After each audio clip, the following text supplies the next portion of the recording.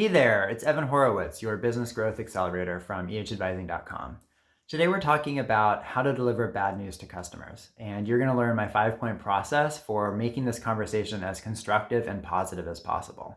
You're going to find this is going to help you in a variety of situations, whether you had an issue with an external supplier or delivery, whether it's an internal snafu or mix-up that caused the problem, or even if it's a policy change like raising prices or something like that you need to communicate to your customers. This is a process that I've just learned through lots of trial and error. As many of you know, in the first 10 years of my career, I managed $100 million business units for some big companies. So we had lots of problems that needed to be communicated. For example, I was at Samsung and I had to call Walmart and tell them that we're raising prices on you. Not a conversation that you like to have, but one that has to be had. So many missed deliveries and deadlines and things like that I've dealt with. And I found that it really is possible to keep the conversation constructive and positive, even with really bad news. And I've also seen many times where it degenerated because I didn't handle it that well into blame and finger pointing and frustration. And if you follow these steps, I think that you'll really minimize that. I've also written out 3 word-for-word scripts that you can just literally copy from for different situations. You can download those on this page as well. So here's the 5 steps. First, and these apply, by the way, whether it's an email that you're doing or a phone call. I leave that to you, how you want to best communicate. But the first step is to just restate the thing that your customer wants that you're committed to getting them. For example, hey, we're working really hard to get you those parts delivered on as soon as possible. This just puts you and them on the same side of the table versus it becoming a sort of adversarial situation. Second, be upfront with what happened. There's definitely a tendency to want to kind of soften the blow or be a little vague about it or kind of put it at the end of a lot of other justifications and explanations. Just be out with it. People really appreciate that ultimately. And they can feel when this conversation is headed negatively. And the worst is if it's not even super clear what's happening after they hear this long thing. So just be super clear. Hey, we messed up on your delivery. It's not going to be on time. Okay. Now, when you do that, the third thing is to take full responsibility for that. People really want to know that you're responsible. And this is a bit counterintuitive because often the impulse is to oh, well, it wasn't me, it was that guy in my company, or it was that supplier that we work with, and kind of shift the blame.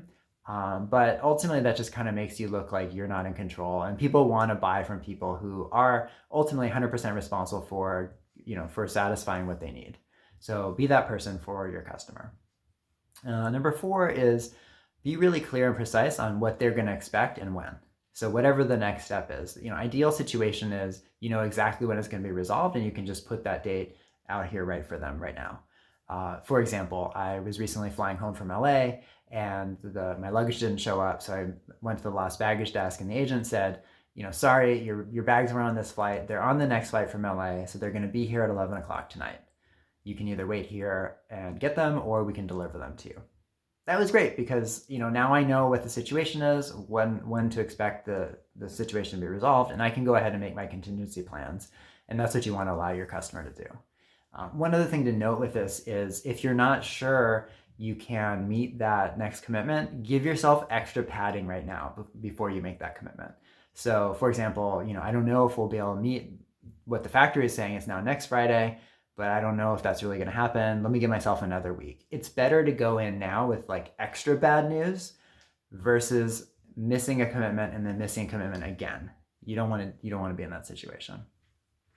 Sometimes you don't know really what is going to happen next. In that case, you still want to get back to them with a commitment. Hey, I'll call you first thing in the morning with an update.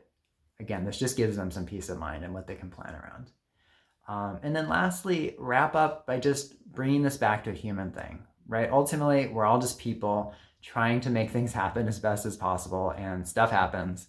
So just reinforce that human connection in a genuine and authentic way, right? Don't do a platitude like, we value your business, but say something heartfelt like, hey, we've been working together a long time. I'm really committed to this partnership, and I'm doing everything I can to fix this situation for you. People appreciate that. Again, it just makes it human. We're on the same team here. There's 3 scripts that I've written that apply these 5 steps word for word that you can download just by putting in your email below. when you handle these conversations in this way, it really can be positive and constructive. So I hope it goes well for you. I know these are always tough ones to do, but follow these tips and I have confidence in you.